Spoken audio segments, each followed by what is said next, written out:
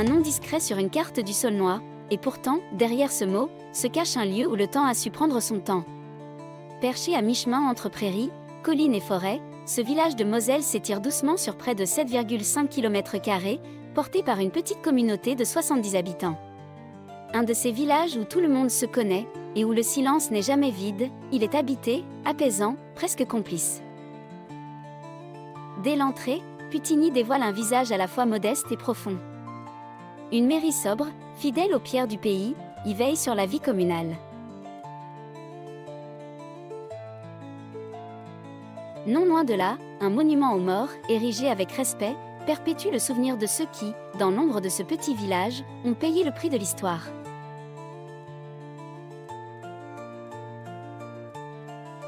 Autour, le paysage respire.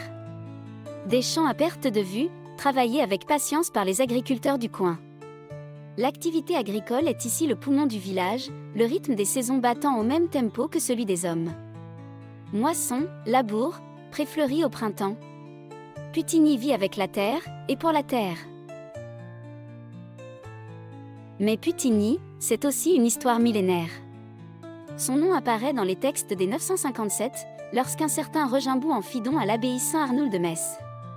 Depuis, le village a traversé les siècles, les duchés, les guerres, les révolutions. Des vestiges gallo-romains retrouvés sur place rappellent même qu'une villa antique occupait jadis ces lieux. C'est dire si la mémoire du sol est profonde. Mais c'est un peu plus haut, sur un léger promontoire, que se dresse le chœur ancien de Putigny, l'église Notre-Dame, entourée de son cimetière. Ici, chaque pierre semble chargée de mémoire.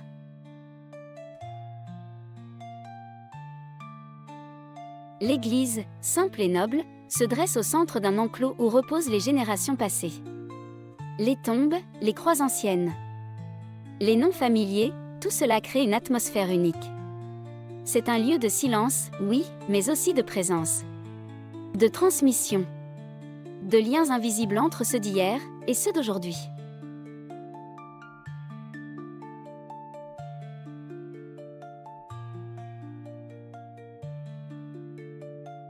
Plus loin, à la lisière des champs, une chapelle privée attire le regard. Posée là, presque secrète, elle semble veiller seule sur les terres environnantes. 2 de ces tableaux appartenant à ses propriétaires sont abrités maintenant dans l'église du village. Et si l'on tend l'oreille, si l'on marche doucement dans les rues calmes, on découvre que les habitants ne sont pas en reste pour faire vivre leur patrimoine. Ici, un portail rénové. Là, un pot de fleurs bien soigné. Un banc peint à neuf. Des gestes simples, mais porteurs de sens. Car Putigny, c'est aussi cela, une attention discrète aux choses.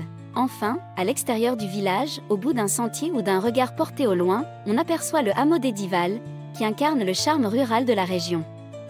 Niché au cœur de paysages verdoyants et de champs étendus, Édival offre une atmosphère tranquille et pittoresque. C'est un lieu où l'on trouve des maisons traditionnelles en pierre et plusieurs fermes en activité, témoignant d'une histoire agricole riche et ancienne. Quant à la ferme de Olympré, située sur la commune de Putigny, mais plus loin en direction de Château-Salins, elle est réputée pour sa production agricole et sa contribution à l'économie locale.